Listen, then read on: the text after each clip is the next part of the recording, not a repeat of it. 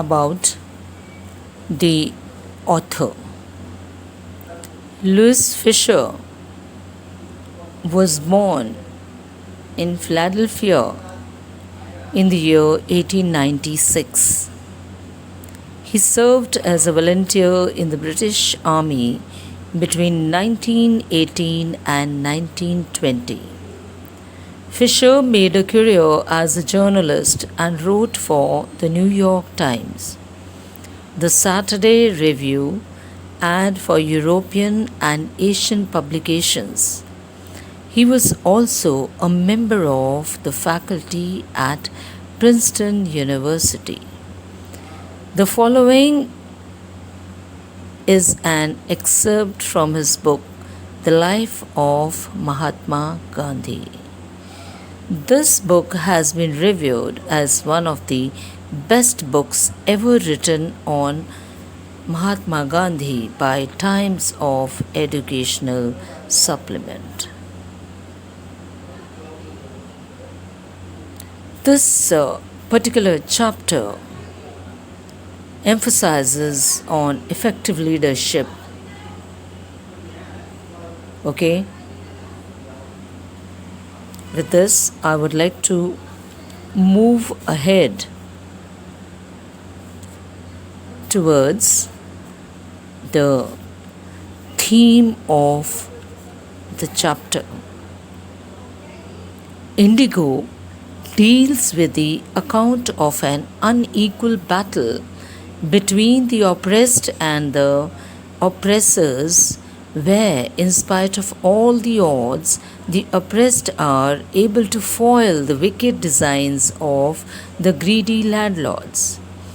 Truthfulness, sincerity of purpose, and untiring efforts of Indian leaders as well as masses eventually bear fruit and spell the triumph of the campaign against the unjust and callous. Callous means cruel Britishers.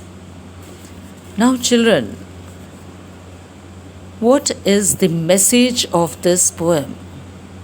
The message is patience, perseverance, and determination can help one overcome all odds and adversities. While managing crisis, one should focus on the solution rather than the problem. Apart from it, one should learn to be self-reliant instead of looking for shoulders to lean upon. The chapter conveys the message that it is important to teach people courage and enable them to fight their own battles independently and fearlessly rather than just lending support to them in critical situations.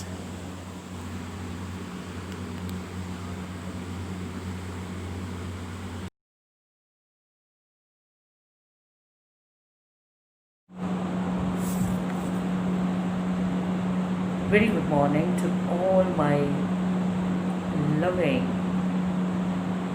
viewers.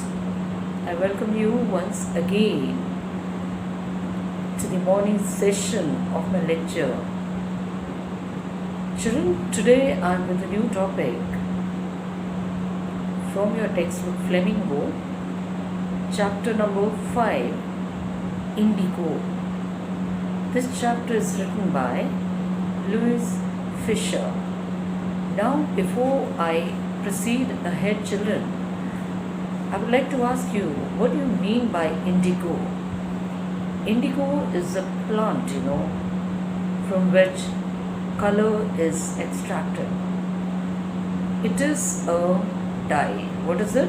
It is a dye. Today I will be explaining you line by line explanation of this chapter. The reason behind this is because this year we would be getting at least MCQ questions from between the chapters. So it is very important that you understand each and every context of your chapter as well as the vocabulary used in the chapter, so that you could score the maximum marks in your subject. Fine. So you have to be very attentive when I explain to you. Now, children, this lesson particularly is actually an interview conducted. And now you would love to know who has conducted this interview. This interview was, taken by the author Louis Fisher. And whom did he interview? He interviewed Mahatma Gandhi, the father of our nation, in the year 1942. So Louis Fisher visited Mahatma Gandhi at his ashram known as Sevagram in Gujarat. Okay? And during the interview, Mahatma Gandhi told Louis Fisher, what did he tell him? He told him how, he was urged. Urged means he developed a strong desire or a feeling, to remove or to, throw out the Britishers from our country. So thus, in this interview, he had spoken about his struggle as well as other prominent leaders who have, been a part of this struggle. He had shared all his, the whole struggle in helping the poor sharecroppers or the peasants of Champaran who were, pathetically treated by the Britishers during that period. Got it, children? So urge means it is a strong desire or feeling. Okay? Then what happened in the year in 1970? 1917, what has happened, that I will be explaining you in the chapter. And the other important thing that I would like to tell you before I proceed towards the explanation is, now what was that problem the peasants of Champaran were facing? Now, children, I would like to tell you, indigo sharecropper, it was a dispute, okay, between the British officials as well as the sharecroppers of Champaran district of Gujarat. So now what was this problem?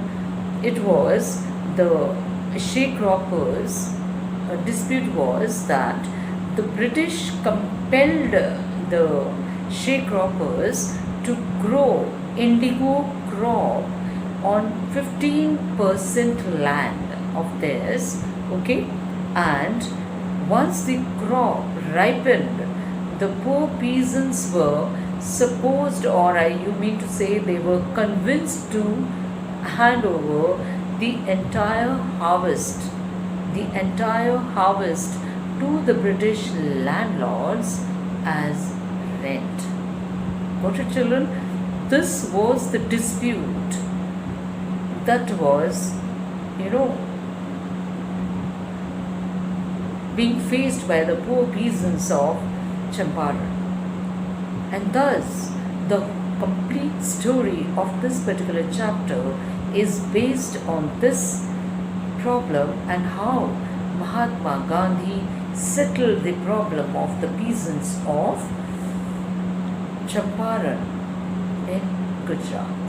So, the rest, when I deal with the explanation, children, I want you all to concentrate on every simple question that I discuss as well as every simple vocabulary that I mean to say that I share with you, so that you would be able to score the best of your marks in your examination. So let me begin with the explanation. I would be explaining you line wise this chapter, children, because you would be getting MCQs from this session onwards in your board examination. So let me begin with it. As you all know, it is an interview that was conducted by Louis Fisher, the author of this chapter, Indigo. Okay, he had interviewed Mahatma Gandhi, and in this interview, Mahatma Gandhi narrated his experience of how he and his other companions were successful in helping the sharecroppers of Champaran, okay, from getting them relieved from that ancient agreement that was settled between the British officials as well as the farmers of Champaran. So let's begin with it. When I first visited Gandhi in 1942 at his ashram in Sevagram in central India, he said. Now, Louis Fisher is narrating here that the first time when he met Mahatma Gandhi in the year 1942, he visited Mahatma Gandhi's ashram in Sevagram, Gujarat, Patna in Bihar. Okay? And he said, I will tell you. So, thus Louis Fisher is here stating that Mahatma Gandhi told him that he would tell him how it had happened, that how that urge developed in the mind and heart of Mahatma Gandhi. What do you mean by urge, children? See here, urge means a strong desire or, a strong feeling to do something. So, what was that urge that has developed in his mind? What was that urge? That urge was the departure of the British from India. So, thus is saying it was in 1917. What has happened or what was in 1917? 1917 was that urge that developed in his mind, and that, that strong desire of departing the Britishers from India. This started in the year 1917. Louis Fisher states that as he had interviewed Mahatma Gandhi told him that it was in the year 1917 that this urge, this desire of, departing the Britishers from India developed in his mind. Okay? So thus he says it was in the year 1917 when he had gone to attend an annual convention of the Indian National Congress in December 1916, okay, Lucknow, and he says there were 2,301 delegates and many visitors. During the proceedings, Gandhi recounted a peasant came up to me looking like any other peasant in India, poor and emaciated, and said, I am Rajkumar Shukla, I am from Champaran and I want you to come to my district. Gandhi had never heard of the place. It was in the foothills of the towering Himalayas near the kingdom of Nepal. So then he continued, narrating. He said that Mahatma Gandhi had gone to attend a convention. Convention means a meeting of the Indian National Congress Party in Lucknow, and in the year 1916 in December. Then he says there were around 2,301 delegates. delegates here means the representatives, one who represents other. Okay?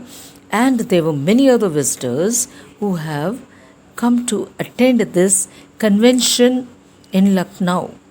Then he says, as the meeting was proceeding, Gandhi, he was telling him, he was narrating, he was recounting, or he suddenly recalled. Recounted means he recalled that there was one peasant who had come to him, and he was looking just like the other simple peasants of India.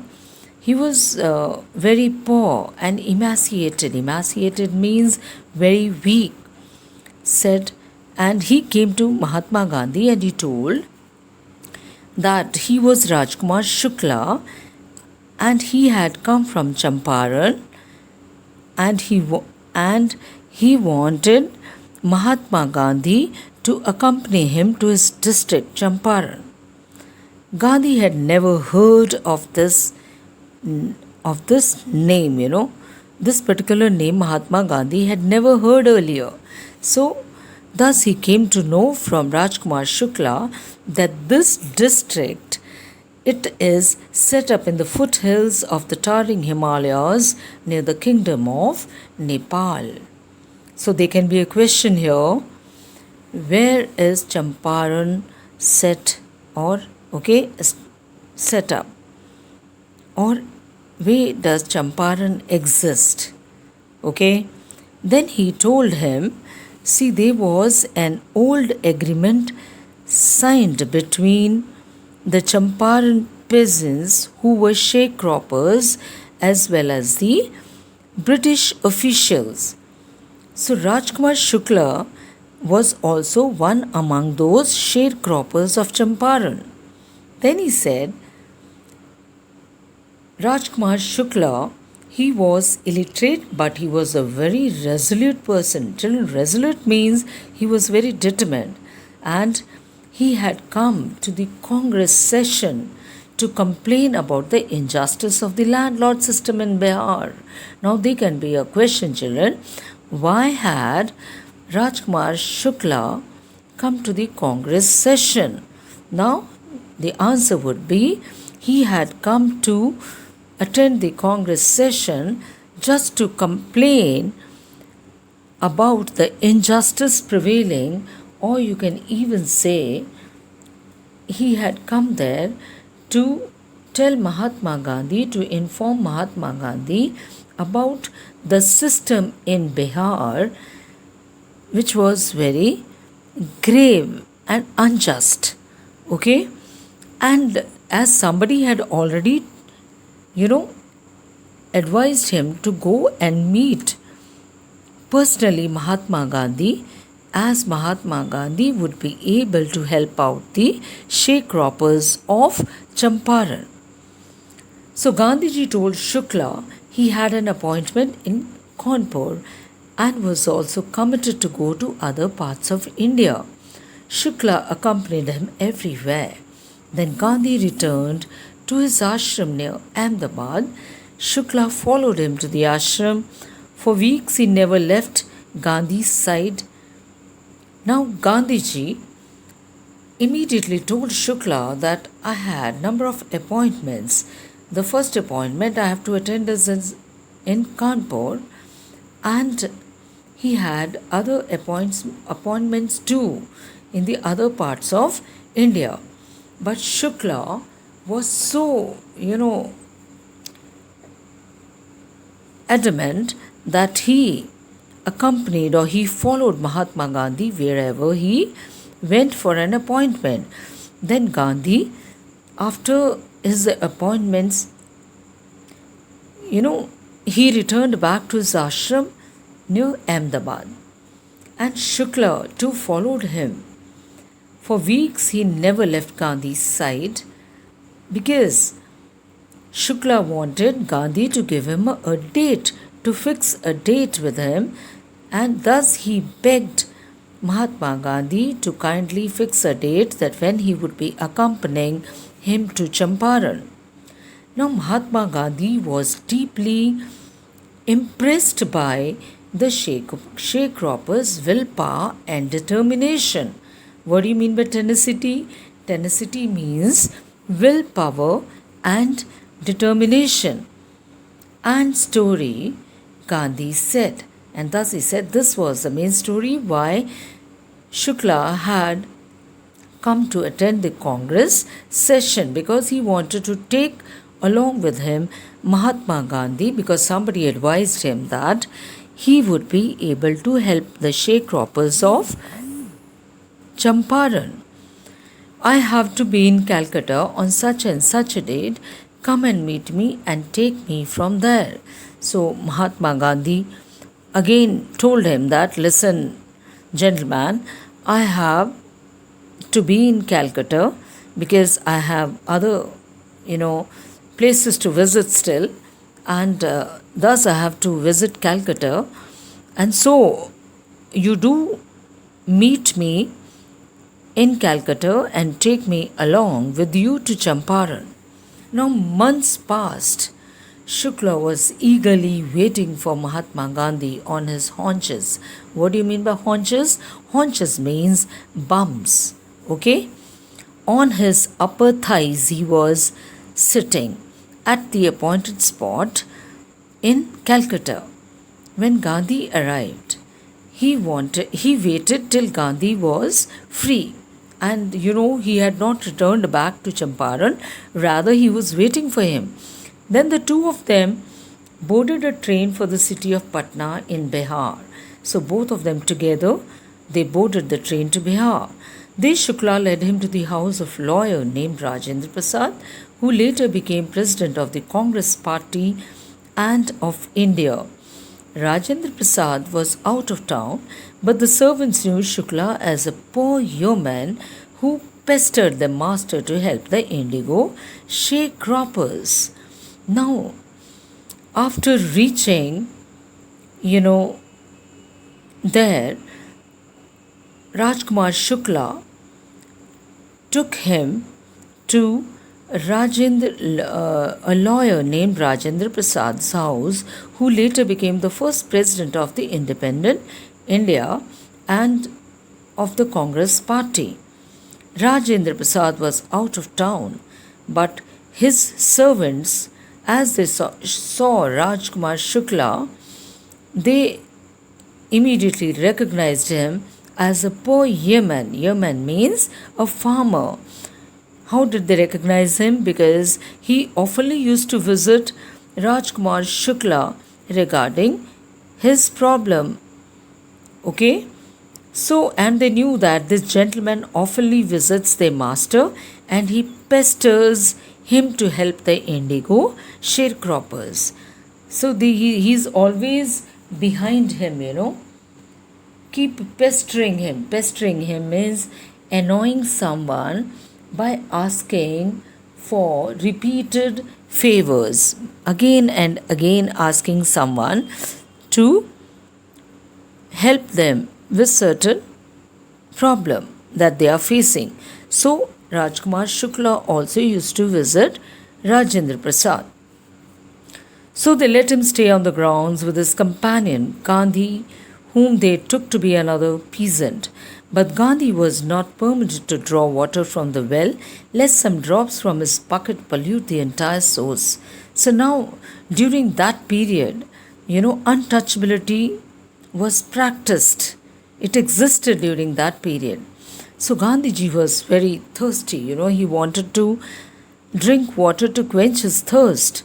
So as he went to draw water from the well, see, he was not allowed to, draw water, as, the servants thought that if a drop of that water falls into the, water from the bucket falls into the well, it would pollute the entire source of water.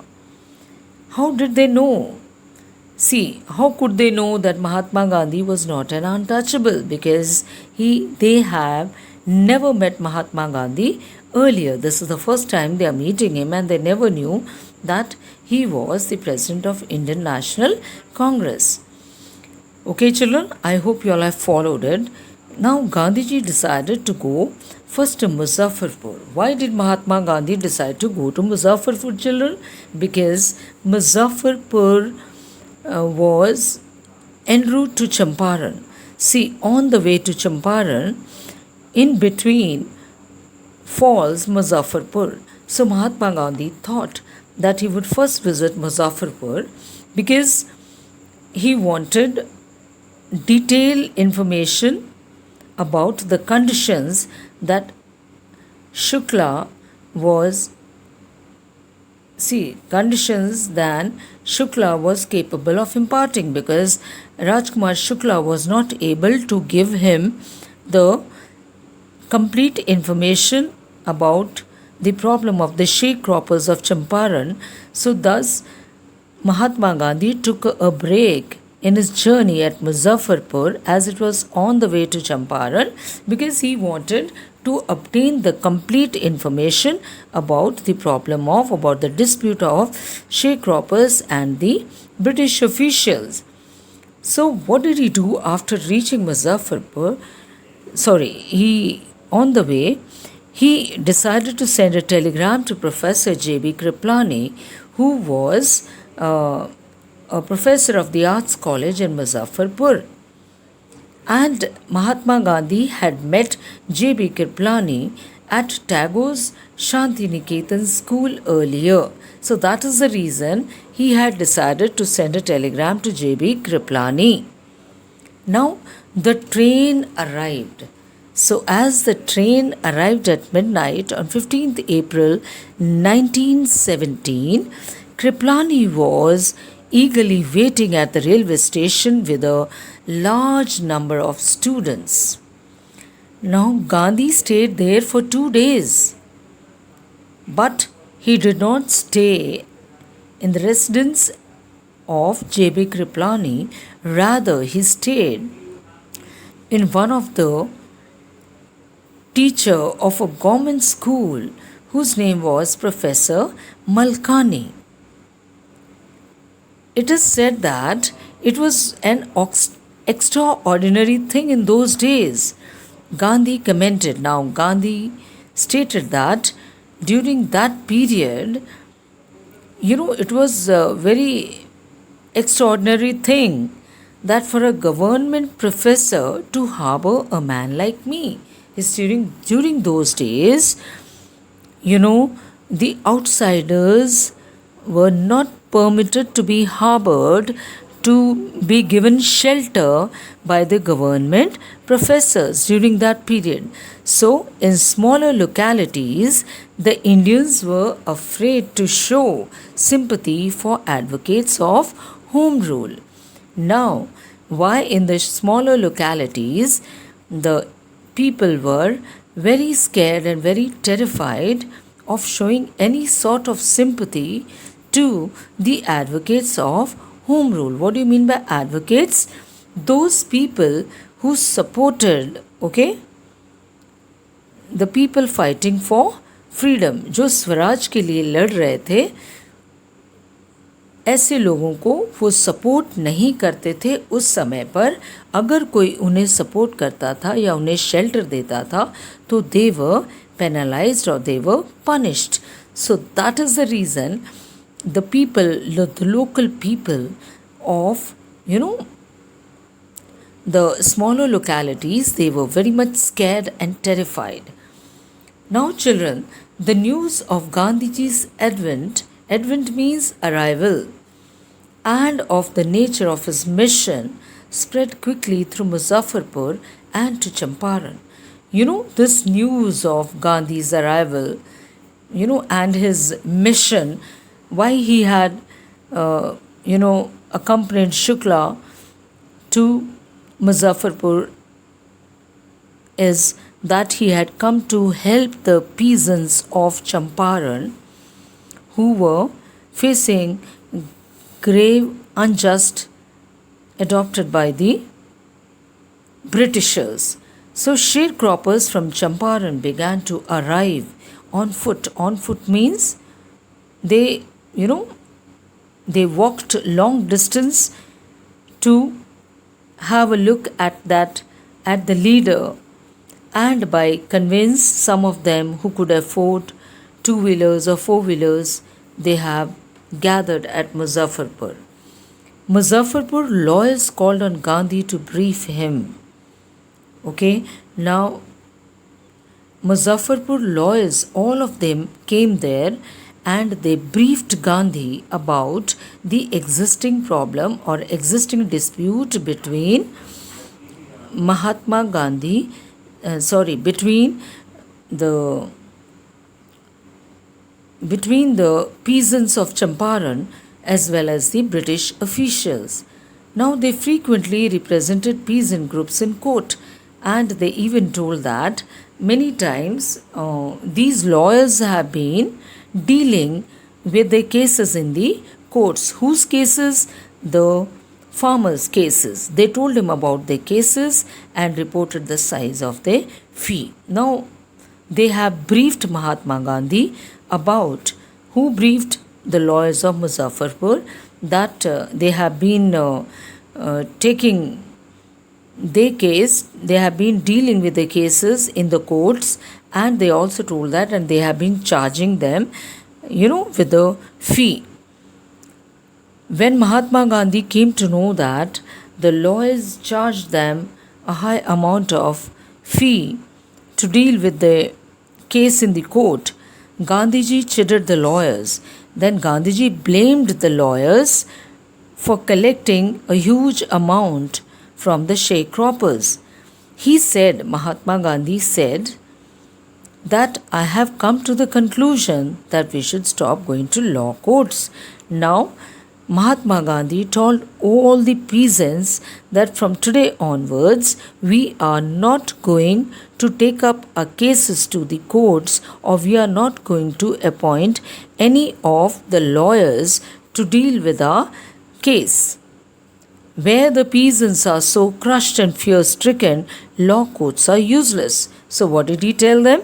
He told the lawyers that as the poor peasants are, or the sharecroppers are badly crushed means they are suppressed, okay, and they are fear stricken, they are so scared of the Britishers.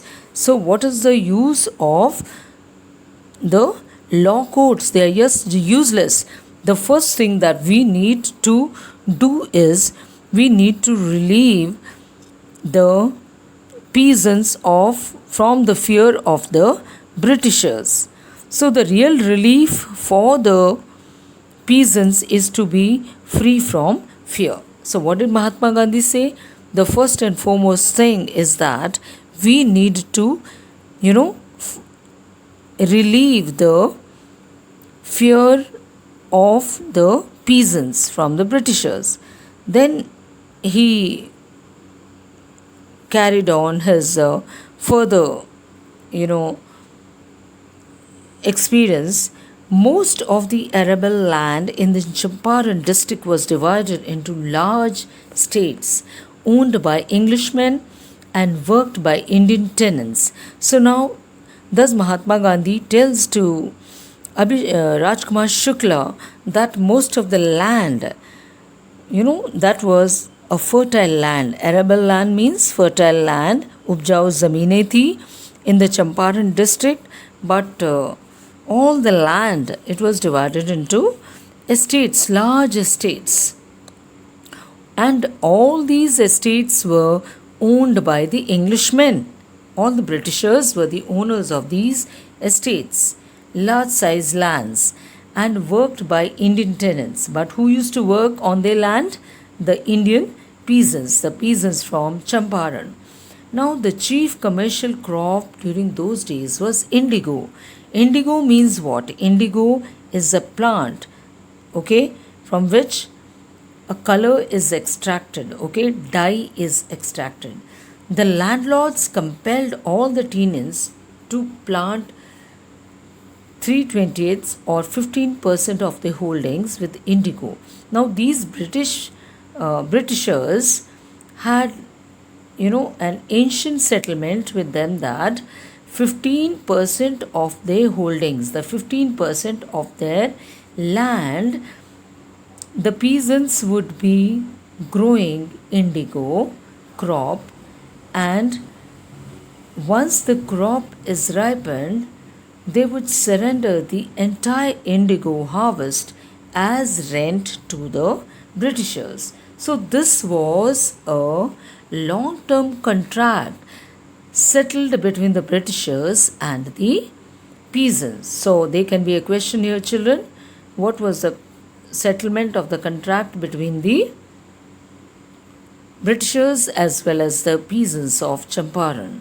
So presently, the landlords learned, then suddenly the landlords came to know that Germany had developed synthetic indigo. So, your Britishers came to know that Germany had developed synthetic indigo. It is made by chemicals, handmade, okay? So now they therefore thereupon obtained agreements from the sharecroppers to pay them compensation. Now they were worried. Who were worried? The Britishers.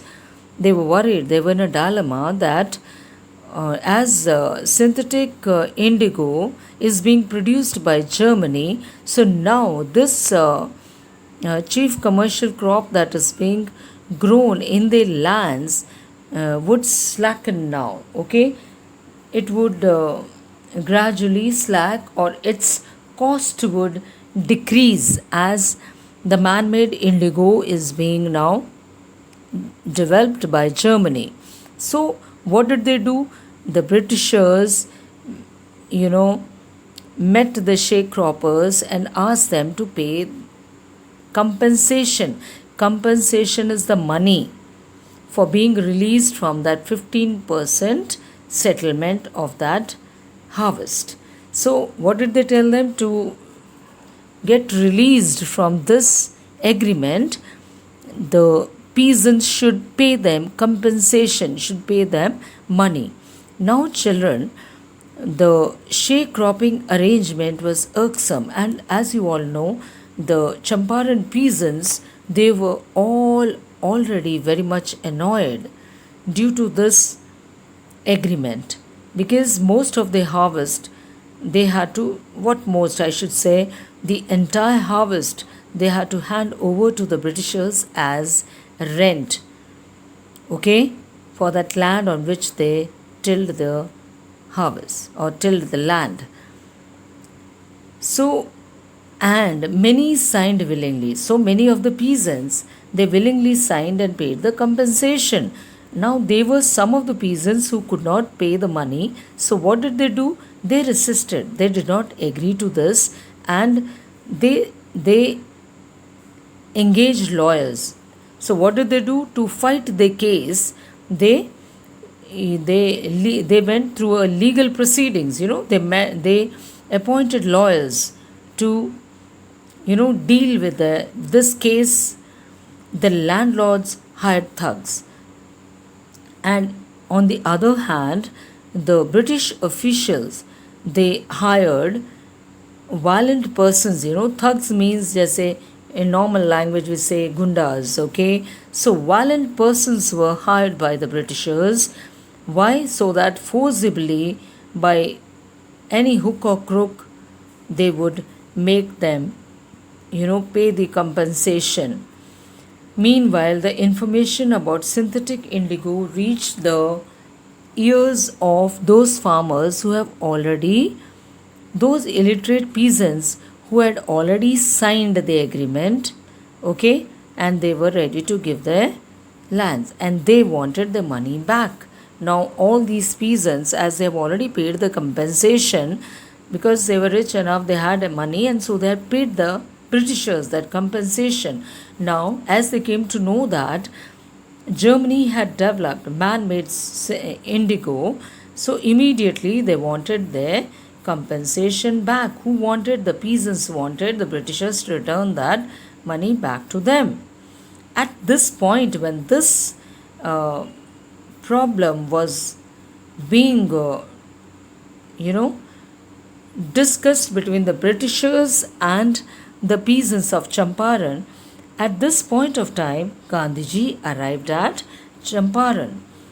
Now, as he came to Champaran, uh, he wanted to get the facts. He wanted to gather and collect the evidence. What do you mean by facts? Facts means the evidence. So, first initiative that he took was he visited the secretary of the British Landlords Association. Now, the secretary told him that they could give no information to an outsider. So, what did the secretary tell him? Secretary told him that sorry, we cannot give you any information as you do not belong to this district, you are an outsider. Gandhiji answered to him that he is not an outsider but he is an Indian and he is a resident of this country. Next, Gandhiji immediately called on to the British official commissioner of the Tirath division in which the Champaran district lay. Now, what did he do after he got a negative response from the secretary of the British Landlords Association? Then he immediately decided to call on the British official commissioner of Tirath division, because under this division Champaran district lies. So the commissioner, Gandhi told the author that the commissioner began to bully him, and he even advised Mahatma Gandhi to leave Tirath immediately. Bully means began to frighten him as well as to terrify him. So Gandhi is saying he did not leave. Instead, he proceeded. He went ahead to Motihari, the capital of Champaran. So he started moving ahead. Several lawyers accompanied him at the railway station. A vast multitude greeted Gandhi. He went to a house, using it as headquarters, continued his investigations. A report came in that a peasant had been maltreated in a nearby village. Gandhi decided to go and see. The next morning, he started out on the back of an elephant. So what happened? So Gandhi did not leave when the, British commissioner made fun of him or frightened him and bullied him. So he advised him to leave Tirath immediately. Gandhi did not agree.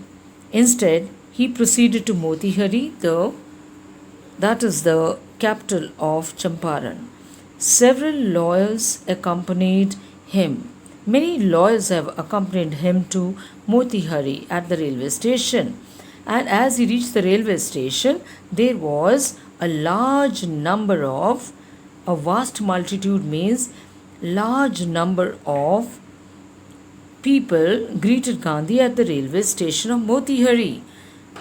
See, immediately he went to a house and he used that house as a headquarters and continued his investigation about the case, about the dispute between the British officials and the peasants. Then a report came in that a peasant had been maltreated. Suddenly, news came into his ears that one of the peasants of a nearby village has been maltreated by the Britishers. So maltreated means that he was ill treated by the Britishers. Now Gandhi had sympathy for this poor, villager, or you can say the poor farmer. So Mahatma Gandhi decided to go and see the poor peasant himself. So what did he do the next morning? He sat on the back of an elephant and he proceeded to the nearby village to meet him. Okay. So now he had hardly proceeded far when one of these superintendent messenger overtook him in a vehicle and stopped Mahatma Gandhi. in his carriage and he asked him to return back. But Mahatma Gandhi complied. Mahatma Gandhi immediately agreed. The messenger drove Gandhi home. So immediately he took Mahatma Gandhi home, and after reaching home, he, handed him an official notice, one legal notice he had given to Mahatma Gandhi, and he asked him to quit Champaran. So, who had given him a legal notice, an official notice? This he was, the superintendent's messenger. Superintendent's messenger he was. Okay, he carried a message from the superintendent, an official notice, and he handed over to Mahatma Gandhi, and he, advised him to quit Champaran. Mahatma Gandhi immediately signed that, receipt or for the notice, and he wrote on that receipt that he would disobey the order. So, what did he say? That I had accepted the notice, and on the receipt he had written that he would not be leaving Champaran, so thus here he would disobey the order, he said. So, in consequence to this, because he refused this order, so next morning he received a summon. Mahatma Gandhi received a summon. Summon is what? It is also a legal notice in which, the guilty had to appear in the court the next day. दूसरे दिन जो भी गलत होता है उसको court में उपस्थित होना पड़ता है. Okay, children? So, I hope you children have followed whatever I had explained. All night Mahatma Gandhi remained awake. He telegraphed Rajendra Prasad to come from Bihar with influential friends. He sent instructions to the ashram. He wired a full report to the viceroy. See, that same night he could not sleep. Why? Because he was forwarded a summon, a legal notice to appear in the court the next day. And Mahatma Gandhi knew that once he is arrested or put behind bars, it would not be convenient or easy for him to help the sharecroppers. So immediately what did he do? He telegraphed Rajendra Prasad. He sent a telegraph to Rajendra Prasad, and he requested him to reach Champaran along with some of the influential means powerful people who are having good influence, and he asked him to accompany reach Champaran along with his influential friends. And along with this, Mahatma Gandhi had also sent instructions to the ashram also at Sevagram, and he immediately sent again a complete report to the viceroy also. Next morning, Mahatma Gandhi found the town of Motihari black with, it was completely black with peasants. Now, what is this black with peasants? They were number of people, the supporters. Okay, black with peasants means number of supporters, the sharecroppers or the farmers have come to support Mahatma Gandhi at Motihari. They did not know Gandhi's record because these these farmers were illiterate, and they had no knowledge about who was Mahatma Gandhi and what all movements he had taken part in South Africa. So they only knew that they heard that a Mahatma had arrived and he wanted to help them, and thus now he is in trouble with the Britishers. They knew that a Mahatma had come to come to Champaran, and on the way he had trouble with the Britishers, and thus they had come to support him because he is the only person who had come to help the sharecroppers to settle the dispute that had developed between the Britishers as well as the sharecroppers of Champaran. Now, these spontaneous demonstrations in thousands around the courthouse was the beginning of their liberation from fear of the British. Now, Mahatma Gandhi says that there was a huge crowd, demonstrations were being made, and people have gathered there in thousands around the courthouses. So, seeing a large crowd of supporters, Mahatma Gandhi immediately realized that that was the beginning of the liberation. That was the beginning of the freedom of the poor peasants from the fear of the Britishers. Now, seeing the crowd as supporters standing for Mahatma Gandhi, the British officials felt powerless without Gandhiji's cooperation. Now all the officers of the Britishers, they felt very powerless. They knew they would not be able to control, the rising voice as well as the demonstrations that were being made by the supporters. Now, he helped them. So, Mahatma Gandhi immediately helped the Britishers by controlling the crowd. Regulating means by controlling the crowd that was demonstrating against the Britishers who were, planning to arrest Mahatma Gandhi or force him to attend the court as he was summoned a official notice.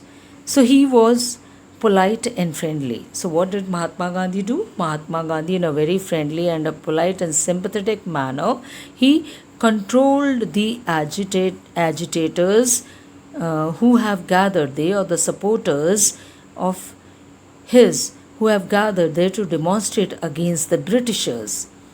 He was giving them concrete proof. So now Mahatma Gandhi gave the Britishers solid proof that they might, hitherto dreaded and unquestioned, could be challenged by Indians. Now he gave them a proof that now he had reflected the power of the poor peasants and caused fear, dread, and they were unquestioned, could be challenged by Indians, and he knew that now the Indians could challenge the Britishers. Now, looking at the crowd near the courts, the government was baffled. They were confused. The British officials were confused. The prosecutor requested the judge to postpone the trial. Apparently, the authorities wished to consult their superiors. Now, when they saw the crowd, the British officials, were baffled, and the prosecutor is the one who take up the legal proceedings. Okay, they requested the judge, all the lawyers who were looking after the case of the sharecroppers, they requested the judge to postpone the trial. Now, what is this trial? Trial is an examination in a court of law to decide if someone is guilty of crime. Got it, children? So, apparently here means it was clearly seen that the authorities, the British authorities or the junior officials, they wanted to consult their superiors. They wanted to consult their superiors regarding this trial that the demonstrators are agitating to, as they have already forwarded a summon to Mahatma Gandhi to, uh, appear in the court the next day. So this is the case of Mahatma Gandhi that was, postponed. The trial was postponed, and the prosecutor had requested the judge to postpone the trial of Mahatma Gandhi's case. Okay, children? Now Gandhiji protested against the delay, but Mahatma Gandhi said, "Why is this delay being made?" Then Mahatma Gandhi himself, he read a statement. He read a statement pleading guilty. He said that he was guilty. He made a statement, he read his statement that he was guilty. He said that he was involved. Involved here means he told the, in the court that he was in a dilemma, in a conflict of duties. So what did he say? Conflict of duties here is nothing, but he told him that he was in a dilemma. Dilemma, what was the dilemma? Dilemma was that when the messenger had, asked him to leave Tirath immediately, when he, served him with an official notice to quit Champaran, Mahatma Gandhi refused. Here, civil disobedience, was practiced here by Mahatma Gandhi. So, what did he say? Conflict of duties is nothing but he was in a dilemma. Dilemma is that he was in a confusion what he should do. Conflict of duties is in his mind he was in a dilemma. What was the dilemma? On one hand, he did not wanted to set a bad example by breaking the law. Okay? He didn't wanted to break the law. So what did he do?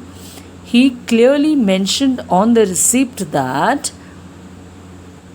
see, he had accepted that official notice, but on that receipt he had even written that he disobeys to leave Champaran. So thus he says here, he was in a dilemma.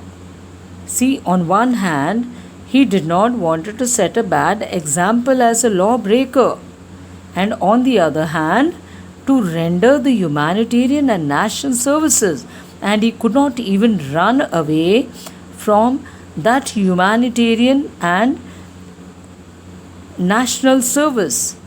Humanitarian means something concerned with the welfare of the needy people. So, what was that problem? That was the dispute that he wanted to settle that had developed between the sharecroppers of Champaran and the British officials. So thus he said he was in a dilemma. The first thing is that on one hand he didn't wanted to set a bad example by going away from there. Okay?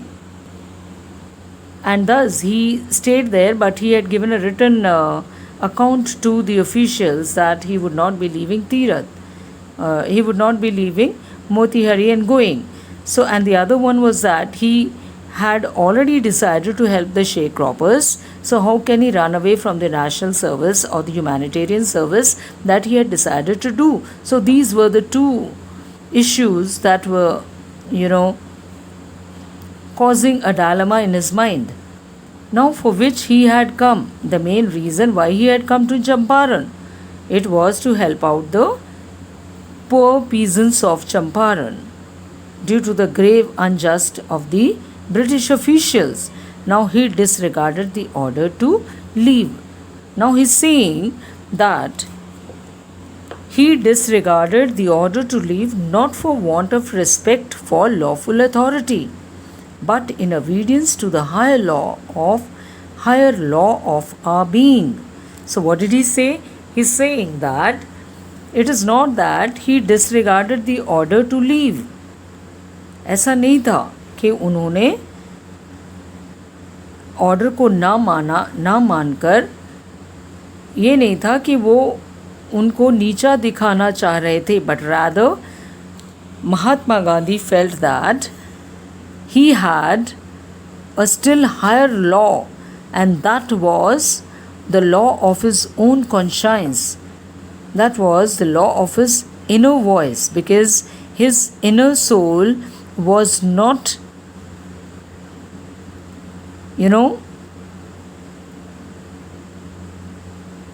agreeing him to,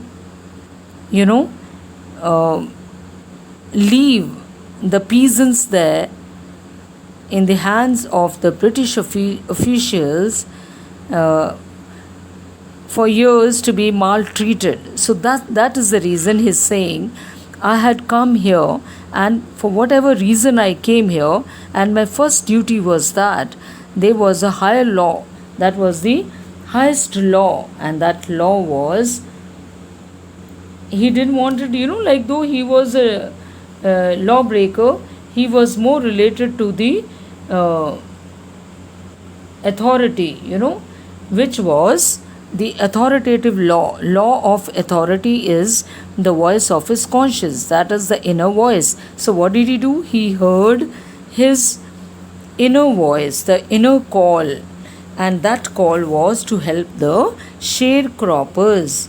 Now he asked the penalty due. He's saying, this is the guilt that I am undergoing, and this I know that I am some way responsible, so you can,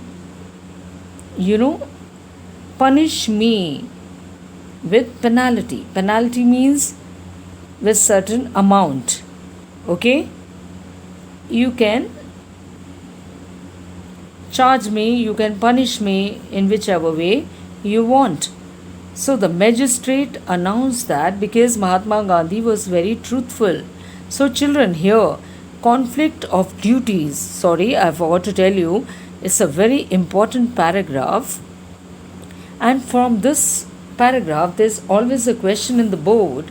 The question can be, what is the conflict of duties that Gandhiji was involved in? Okay, so in this question you can write the answer as, he was in a dilemma because he did not want to be a lawbreaker by breaking the law and disobeying the orders of the court or the superintendent messenger. At the same time, he wanted to help his peasants, and so he wanted to do what he felt was right for the poor peasants. So he wanted to help them out of their injustice. So this was the dilemma and conflict of duties he was involved in. Okay, children? So now the magistrate announced that he would, pronounce sentence after a 2-hour recess. So what did the magistrate, confess or state? He stated that he would deliver his judgment, he would read out, he would deliver his judgment, his sentence after 2-hour recess. So he took a break there of 2 hours, and he even has given a break to Mahatma Gandhi, and he told him to furnish a bail. Now what is this bail? Bail is to get rescued by giving money in the court or by depositing some amount of money in the court to free oneself. So bail is that. Now children, I told you, you have to be prepared with every word meaning, every vocabulary, because your vocabulary can be tested in the examination. Okay? And every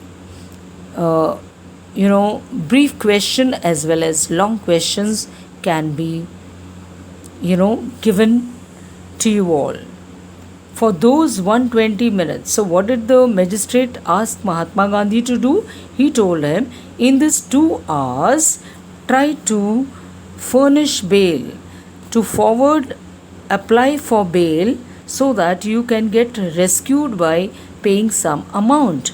But Mahatma Gandhi refused for the bail. The judge released him without bail. So, because Mahatma Gandhi was very truthful, he spoke to the in the court or before the officials regarding his guilt of conflict of duties. He was in a dilemma in his mind. He had a dilemma in his mind.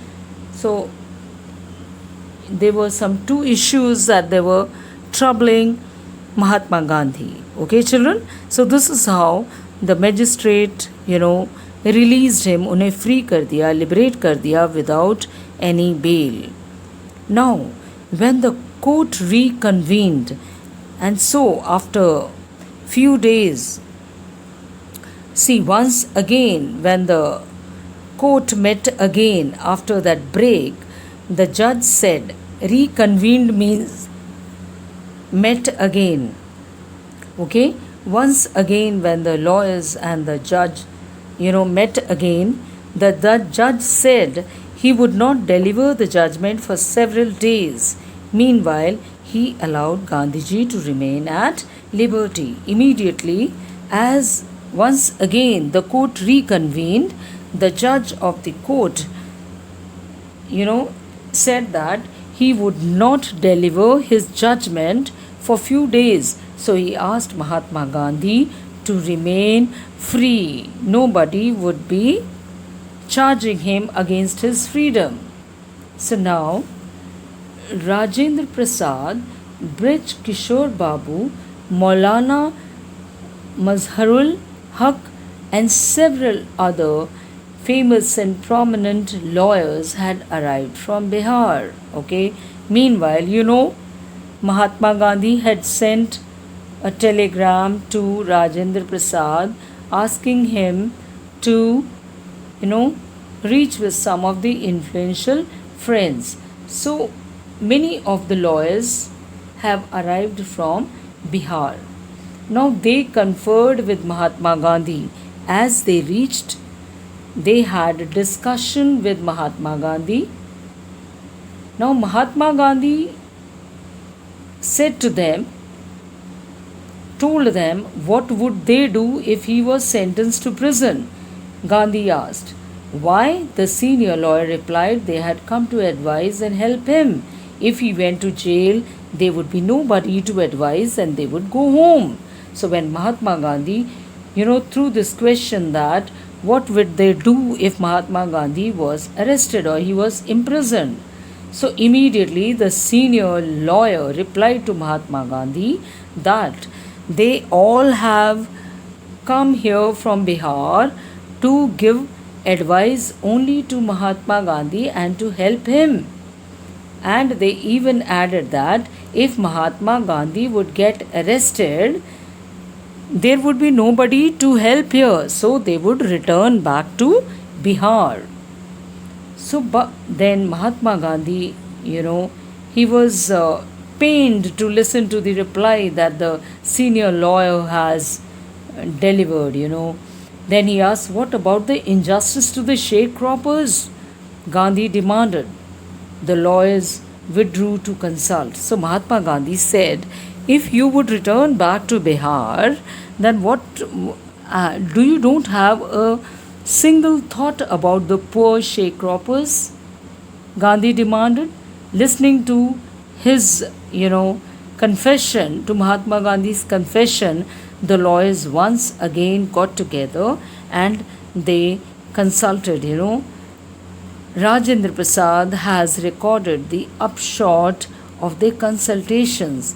Now Rajendra Prasad immediately came up to a conclusion. Upshot means he listened to all the lawyers and then he concluded that they thought amongst themselves, underline these lines, that Gandhiji was totally a stranger.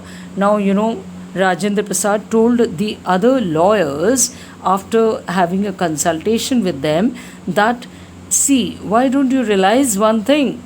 Mahatma Gandhi is a stranger, totally a stranger to these poor peasants, but yet he is so determined, he is so resolute that he is prepared, he is ready to go to prison for the sake of the poor peasants of Champaran. And we people, we means here the lawyers, and we people have been dealing all these years, okay, in the courts with their cases, okay,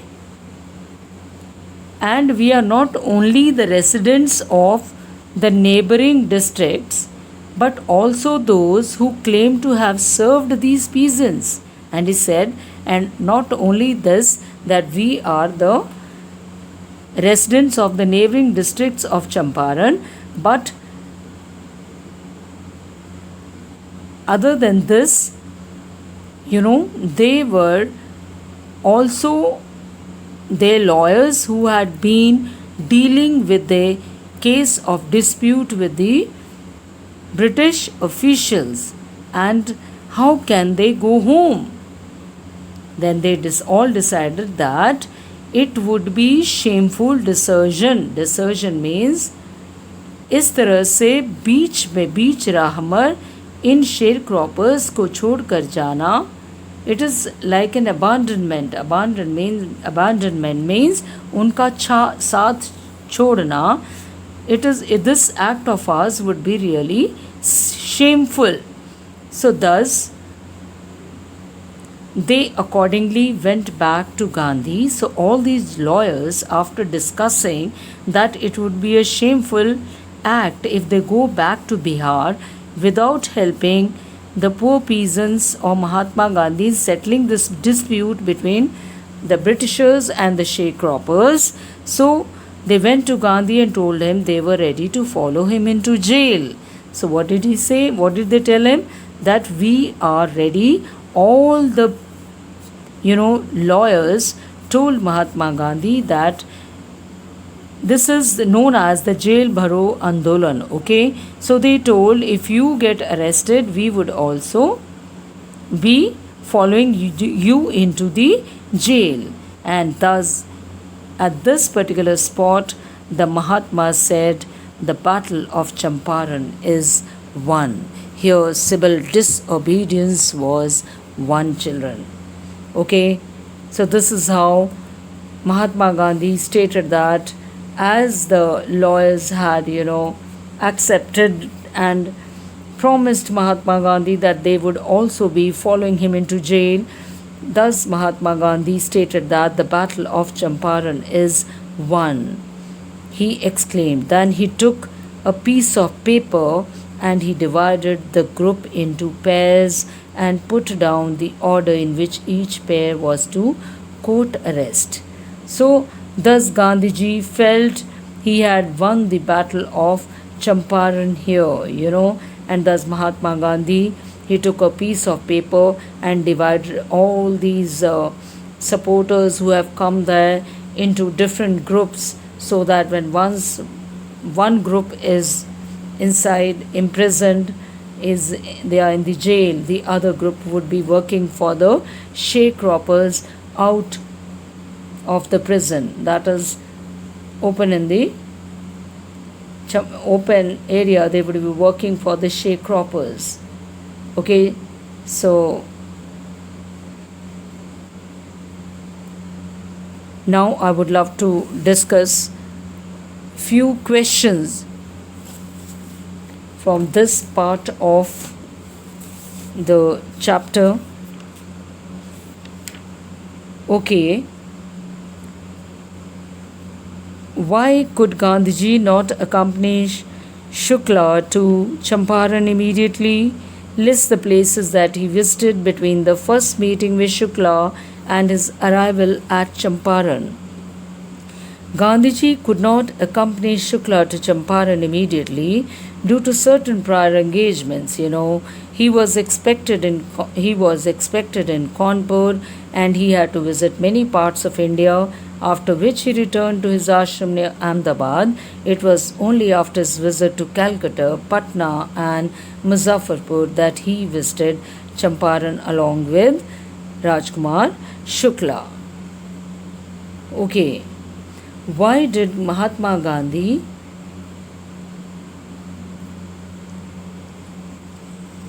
see? Why do you think the servants thought that Gandhi to be another peasant at Rajendra Prasad's house?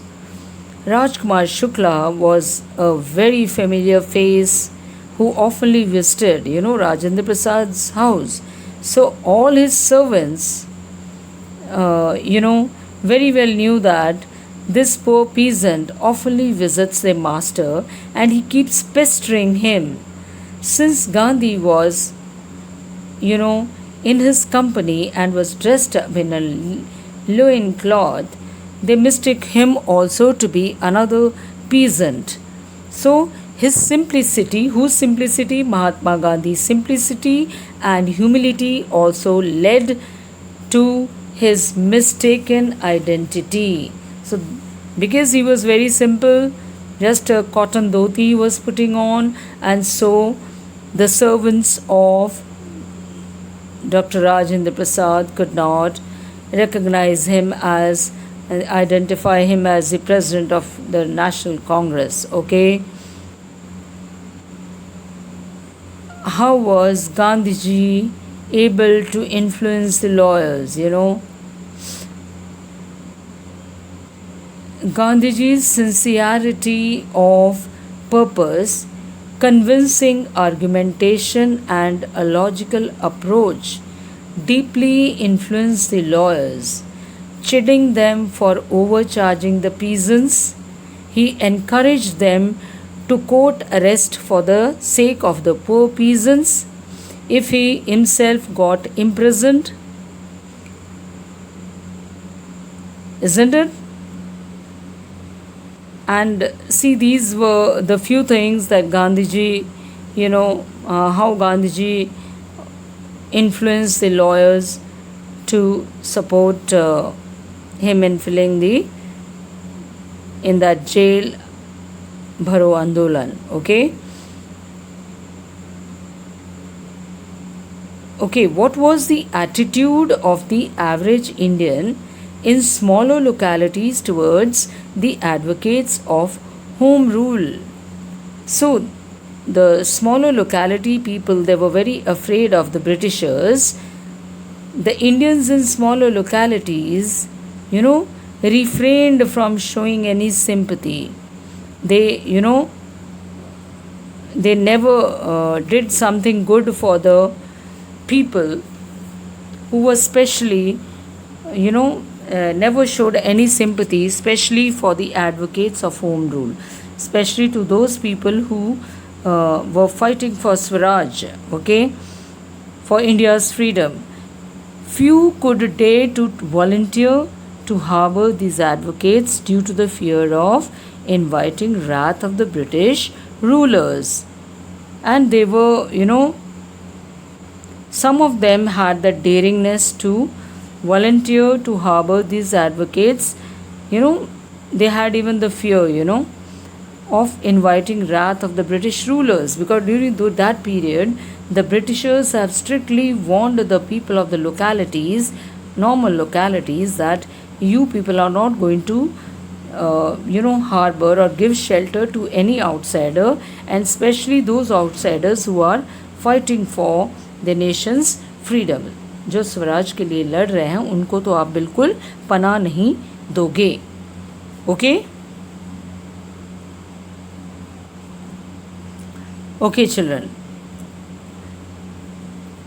Freedom from fear is more important than legal justice.